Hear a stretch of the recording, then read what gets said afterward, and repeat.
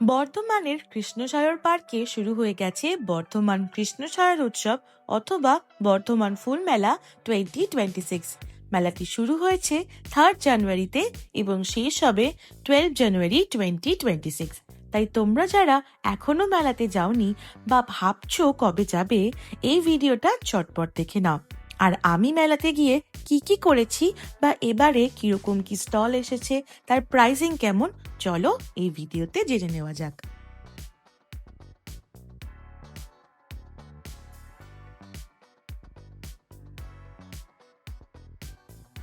Hello everyone, welcome back to my channel. আমি অন্বেষা, আশা করি তোমরা সবাই খুব ভালো আছো।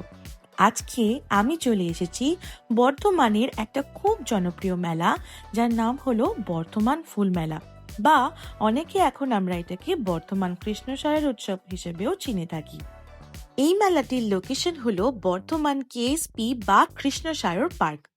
Bardhaman station, Nababhat bus stand, Alisha bus stand, Birhata বা শহরের যে কোনো প্রান্ত থেকে কিন্তু টোটো বা বাসে করে এখানে আসা যায়।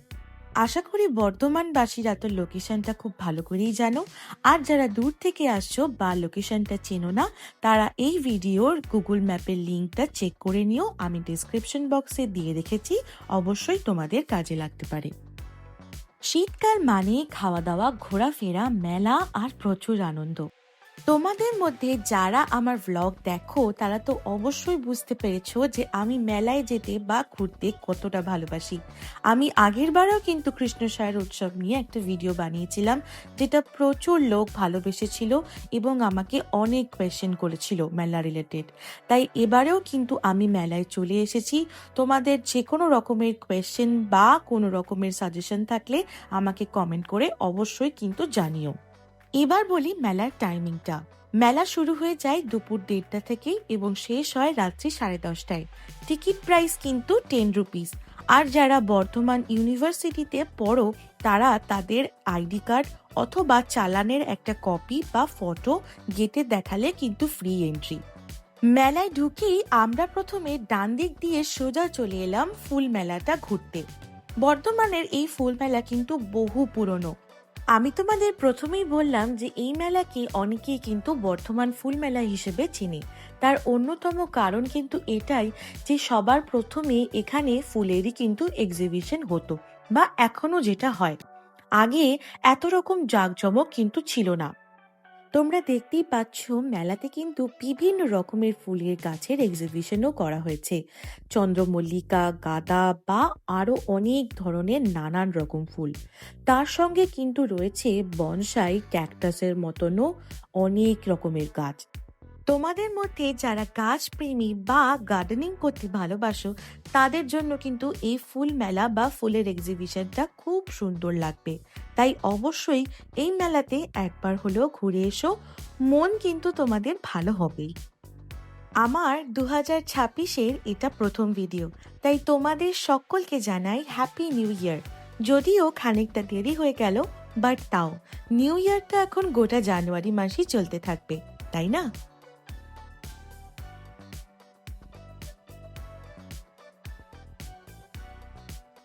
শীতকালের ফুলের মধ্যে অনেক গাছই কিন্তু এখানে ছিল, বাট মন কেড়ে নিয়েছিল গোলাপ গাছটা। এত সুন্দর দেখতে লাগছিল সবার মাঝে লাল টুকটুকে গোলাপ, যে কি আর বলি। ফুলের এক্সিবিশনটা শেষ করে এবার আমরা চললাম বাকি মেলাটা ঘুরতে। আর তার ঠিক পাশেই আমাদের চোখে পড়লো যে এখানে খুব সুন্দর করে কিন্তু ফাংশনও হচ্ছে, এবং এটা কিন্তু প্রতিদিন দুপুর থেকে রাত নিয়মিত হয়। খুব সুন্দরভাবে কিন্তু এখানে আবৃত্তি, নাচ, কবিতা, গান, যে কোনো রকমের ট্যালেন্ট প্রদর্শনী হয়। এবং সবচেয়ে বড় কথা, এখানে যেহেতু বহু বয়স্ক, ছোট বাচ্চা বা যে কোনো বয়সের মানুষজন আসে, তাই বসার জায়গাও কিন্তু অনেক অ্যাভেলেবেল আছে। তাই তোমরা চাইলে বসেও কিন্তু ফাংশনটা দেখতে পারো। শীতকালের কনকনে ঠান্ডা সন্ধে, তাই আমরা চলে এলাম তন্দুরি টি স্টলটাতে। এখান থেকে আমরা নিয়ে নিলাম 2টো তন্দুরি চা, যেটার পার কাপ প্রাইস পড়েছিল 30 রুপিস। খেতে কিন্তু মন্দ ছিল না, ব্যাপারটা বেশ মালাই চায়ের মতনই, কিন্তু ওপর থেকে একটু কফি পাউডার দিয়ে দেওয়াতে খারাপ লাগছিল না, বেশ ভালোই লাগছিল শীতের সন্ধ্যায় খেতে। টি স্টলের পাশেই আমি লক্ষ্য করলাম যে একটা মকটেল কাউন্টার আছে, কিন্তু এই ঠান্ডায় আর ঠান্ডা খেতে ইচ্ছা করলো না। তাই আমরা বাকি ফুচকা, মোমো আরো যত কিছু স্টল ছিল সবগুলো একটু ঘুরে ঘুরে দেখছি আর কি। আর ঠিক পাশেই আমার চোখে পড়লো আর্ট গ্যালারিটা। এখানে আমাদের ঢোকা হলো না, কিন্তু তোমরা যারা আর্ট এক্সিবিশন দেখতে পছন্দ করো তারা কিন্তু অবশ্যই এই জায়গাটা থেকে একবার হলেও ঘুরে এসো। চা তো খেলাম, এবার কিছু স্ন্যাক্সও তো খেতে হবে। তাই আমরা চলে এলাম জুসি ফ্রাইড চিকেন এই নতুন স্টলটাতে। ওনারা বললেন যে আজকেই নাকি ওনাদের স্টলটা প্রথম ওপেন হয়েছে, তাই আমরা এখান থেকে অর্ডার করে নিলাম স্মল সাইজের দুটো চিকেন পপকর্ন, মানে 2 প্লেট, যেটার পার প্লেট দাম নিয়েছিল 49 রুপিস। খেতে কিন্তু দারুণ ছিল। গরমকালে বেশ গরম গরম কুড়মুড়ে জিনিস খেতে তো ভালোই লাগে। আর ঠিক তার পাশে আমার চোখে পড়লো এই সোয়েটারের স্টলটা। সোয়েটার বলা ভুল, এখানে হ্যান্ডমেডও কিন্তু অনেক জিনিসপত্র পাওয়া যাচ্ছিল। আর তার পাশে ছিল গার্ডেনিং এর একটা স্টল। তোমরা যারা গাছ লাগাতে বা গার্ডেনিং করতে পছন্দ করো তারা এখানটা চেক আউট করতে পারো। চিকেন পপকর্নের সাইজগুলো মোটামুটি ছোটর মধ্যেই ছিল, কিন্তু বেশ 10-15টা পিস ছিল। খেতে তো ভালোই বললাম। আর ঠিক তারপর আমরা হাঁটতে হাঁটতে চলে এলাম এই কার্পেটের স্টলটাতে। দেখতে তো খুবই ভালো লাগছিল, বাট দামটাও কিন্তু সেই রকমই ছিল। তাই সেখান থেকে বেরিয়ে আমরা একটু মোমোর খোঁজ করলাম। মোমোর খোঁজ করতেই আমরা চলে এলাম এই মোমো স্টলটাতে। এখান থেকে আমরা অর্ডার করেছিলাম 1 প্লেট ভেজ মোমো, যেটার প্রাইস নিয়েছিল 50 রুপিস এবং 5 পিস মোমো ছিল। এবারে মেলায় লক্ষ্য করলাম SBF সিনেমা, যেটা বর্তমানে নতুন ওপেনিং হয়েছে রিজেন্ট মলে, তারাও কিন্তু একটা করে স্টল দিয়েছিল। বিক্রি করছিলেন শুধু পপকর্ন, বাট SBF রিলেটেড যত রকমের কোয়ারি হয় তারা কিন্তু সেখানে সেগুলো সলভ করছিলেন। এরপর আমরা হাঁটতে হাঁটতে চলে এলাম নবদ্বীপের ক্ষীর দইয়ের এই স্টলটাতে। এই স্টলটায় এসে বুঝতে পারলাম ওনারা শুধু দই নয়, অনেক কিছু জিনিসই বিক্রি করছিলেন, যেমন বহু রকমের মিষ্টি, ছানার কেক, রসগোল্লা, এবং তার মধ্যে সবচেয়ে যেটা চোখে লাগলো সেটা হচ্ছে এই পুলি মিষ্টিটা। এটার প্রাইস ছিল 20 রুপিস পার পিস। খেতে কিন্তু অসাধারণ ছিল। তোমরা যারা মিষ্টি পছন্দ করো তারা কিন্তু এটা ট্রাই করতে পারো। তারপর আমরা চলে এলাম মৎস্যওয়ানা বলে এই মাছের স্টলটায়। এখানে কিন্তু সবকিছুই মাছের আইটেমস অ্যাভেলেবেল। তোমরা যারা ফিশ ফ্রাই, ফিশ ফিঙ্গার খেতে পছন্দ করো তারা একবার হলেও কিন্তু এখান থেকে ট্রাই করতে পারো। আমরা অর্ডার করেছিলাম ভেটকি মাছের ফিশ ফ্রাই, যেটার প্রাইস ছিল 90 রুপিস পার পিস। খেতে ভালোই ছিল, বাট ভেটকি মাছটা ছিল না।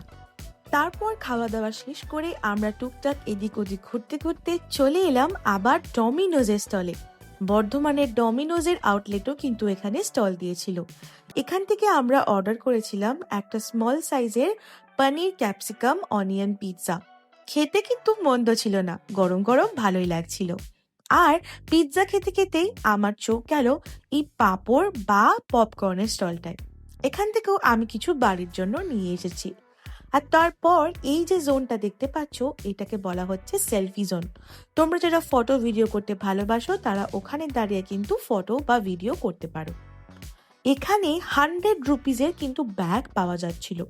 সব কটা ব্যাগই কিন্তু 100 রুপিস। এখান থেকে আমি এই ব্যাগটা কিনেছি হোয়াইট কালারের। যতই সন্ধে হয় ততই কিন্তু মেলায় ভিড়টা আস্তে আস্তে বাড়তে থাকে। আর সবচেয়ে বেশি ভিড় উপচে পড়ে যত রাইড সেকশনটা কাছে আসতে থাকে। তাই আমরাও দেরি না করে হাঁটতে হাঁটতে বহু দোকান পার করে চলে এলাম রাইড সেকশনের কাছাকাছি। এখানে কিন্তু মকটেলেরও অনেক স্টল এবারে বসেছিল।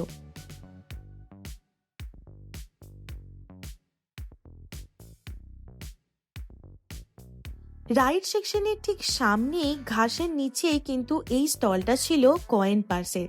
আমার প্রচন্ড ভালো লাগছিল, বাট সেদিনকে টাইম খুব শর্ট ছিল বলে আর ভালো করে স্টলটা দেখা হলো না। রাইড সেকশনের কাছে এসে দেখলাম বর্ধমান উৎসবের মতন এখানেও সেই বড় নাগরদোল্লা, ড্রাগন ট্রেন আর ডিস্কো, আর বাচ্চাদের তো অনেক কিছুই ছিল। বাট সেদিন এতটা ঠান্ডা লাগছিল তাই আমরা আর কোনো রাইডে কিন্তু চাপতে পারিনি। মেলায় হাঁটতে হাঁটতে বহু জিনিস দেখতে দেখতে আমরা চলে এলাম এবার আমার সবচেয়ে ফেভারিট জিলিপি স্টলে। এখান থেকে আমরা কিছুটা জিলিপি বাড়ির জন্য নিয়ে এলাম আর গজাও কিন্তু নিয়েছিলাম, যেগুলো খেতে কিন্তু খুব ভালো ছিল। আজকে আমার এই কৃষ্ণসায়র মেলার ভিডিওটা আমি এখানেই শেষ করছি। তোমাদের যদি ভালো লাগে অবশ্যই কিন্তু আমাকে কমেন্ট করে জানিও, ভিডিওটা লাইক করো আর আমার চ্যানেলটা অবশ্যই সাবস্ক্রাইব করে দিও। আমি আবার চলে আসবো অন্য আরেকটা ভিডিও নিয়ে খুব তাড়াতাড়ি। আজকের মতন এটুকুই, টাটা।